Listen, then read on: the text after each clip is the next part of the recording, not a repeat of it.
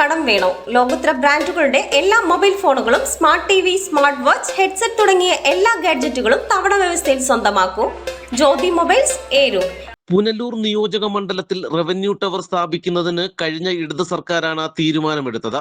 10 കോടിയോളം രൂപ ചെലവ് വരുന്ന പദ്ധതിയുടെ ആദ്യഘട്ട പ്രവർത്തനങ്ങൾക്കായി 2 കോടി രൂപയും LDF സർക്കാരിന്റെ അവസാന ബജറ്റിൽ അനുവദിച്ചിരുന്നു.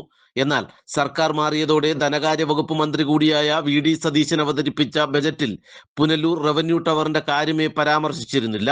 ഇതോടെ C. അജയപ്രസാദ് MLA നിയമസഭയിൽ തന്റെ കന്നി പ്രസംഗത്തിൽ ഇക്കാര്യം അറിയിക്കുകയും മുഖ്യമന്ത്രിയെ നേരിൽ കണ്ട് കത്ത് നൽകുകയും ചെയ്തു. ഇതിന്റെ അടിസ്ഥാനത്തിൽ 1 കോടി രൂപ പുനലൂർ റവന്യൂ ടവർ സ്ഥാപിക്കുന്നതിനായി ആദ്യഘട്ടമെന്ന നിലയിൽ മുഖ്യമന്ത്രി പ്രഖ്യാപിക്കുകയായിരുന്നു. പുനലൂരിന്റെ വികസനത്തിന് റവന്യൂ ടവർ വലിയ പങ്ക് വഹിക്കുമെന്നും നടപടികൾ വേഗത്തിലാക്കുമെന്നും MLA അറിയിച്ചു. കഴിഞ്ഞ LDFന്റെ ഗവൺമെന്റ് ബഡ്ജറ്റിൽ, അവസാന ബഡ്ജറ്റിൽ 10 കോടി രൂപ റവന്യൂ ടവർ പുനലൂർ അനുവദിക്കുന്നതിന് വേണ്ടി ബഡ്ജറ്റിൽ വകയിരുത്തിയിരുന്നു. അതിനുവേണ്ടി 20% പൈസ 2 കോടി അനുവദിക്കുകയും ചെയ്തു. എന്നാൽ UDFന്റെ ഗവൺമെൻറ് വന്നതിന് ശേഷം പല മണ്ഡലങ്ങളുടെയും പണം അനുവദിച്ച ബഡ്ജറ്റിലുണ്ടായിരുന്നതെല്ലാം മാറ്റി അവരൊരു പുനഃക്രമീകരണം വരുത്തിയിരുന്നു. ആ വരുത്തിയ സാഹചര്യത്തിൽ റവന്യൂ ടവർ പുനലൂർ ഇല്ലാതായി.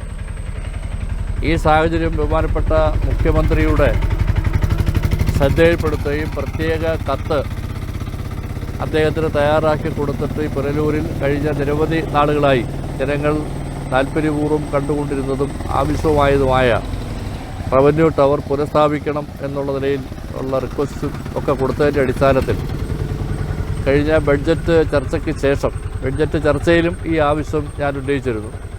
അപ്പോൾ അതിനുശേഷം മുഖ്യമന്ത്രിയുടെ മറുപടിയിൽ 1 കോടി രൂപ പുനലൂര് ടവർ നിർമ്മാണത്തിന് വേണ്ടി ബഡ്ജറ്റ് ഉൾക്കൊള്ളിച്ചുകൊണ്ട് ഇപ്പോൾ തീരുമാനമായിട്ടുണ്ട്. അതിൻ്റെ ബാക്കിയുള്ള നടപടിക്രമങ്ങളിലേക്ക് തുടർന്ന് പോകാൻ കഴിയും. പുനലൂർ താലൂക്ക് ആശുപത്രിയെ ജനറൽ ആശുപത്രിയാക്കി ഉയർത്തുന്നതിനാവശ്യമായ നടപടികൾ സ്വീകരിക്കണമെന്ന് കാണിച്ച വകുപ്പ് മന്ത്രിക്ക് കത്ത് നൽകിയതായും മന്ത്രി ആശുപത്രി സന്ദർശിച്ച് നിലവിലത്തെ സാഹചര്യം വിലയിരുത്തുമെന്നും MLA കൂട്ടിച്ചേർത്തു. താലൂക്ക് ആശുപത്രിയിൽ കഴിഞ്ഞ ഒരുപാട് കാലങ്ങളായി ആശുപത്രി നല്ലതായി പുനർനിർമ്മാണം നടത്തിയത് രാജു സാറിൻ്റെ കാലത്താണ്. അന്ന് മുതലേ കുറച്ച് ചികിത്സാ സൗകര്യങ്ങൾ രാജു സാറിൻ്റെ കാലത്തും സുപാല MLA ആയി വന്നപ്പോഴും ഒക്കെ കുറേ മാറ്റങ്ങൾ ആശുപത്രി ചികിത്സയ്ക്ക് വേണ്ടി വരുത്തിയിട്ടുണ്ട്. എന്നാൽ ജനങ്ങളുടെ എല്ലാ ആവശ്യം അവിടെ ഒരു ജനറൽ ആശുപത്രിയായി മാറ്റിയാൽ കുറച്ചും കൂടെ ചികിത്സാ സൗകര്യം ഉണ്ടാകും എന്നുള്ള ജനത്തിൻ്റെ പൊതു ആവശ്യം ഈ കാലഘട്ടം മുതലേ ഉള്ളതാണ്.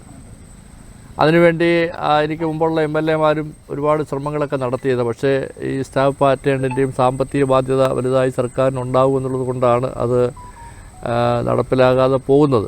എന്നാൽ നമ്മുടെ ഒരുപാട് പിന്നോക്കക്കാരായിട്ടുള്ള ആളുകൾ, ട്രൈബൽ വിഭാഗത്തിൽപ്പെട്ട ആളുകൾ എല്ലാം ഒരുപാട് യാത്രയ്ക്ക് ദൂരം, അച്ചൻകോവിൽ, റോസുമല, ആര്യങ്കാവ് പോലെയുള്ള മേഖലകളിലെ ധാരാളം ആളുകൾ വെറും പാവപ്പെട്ടവരാണ്. അപ്പോൾ അവരൊക്കെ വന്ന് അത്യാവശ്യമായി ഹോസ്പിറ്റലിൽ വരുമ്പോൾ അവിടുന്ന് അത്യാവശ്യ പ്രാഥമിക ചികിത്സ നടത്തി റഫറൽ യൂണിറ്റായിട്ടാണ് ഇപ്പോൾ അത് പ്രവർത്തിക്കുന്നത്.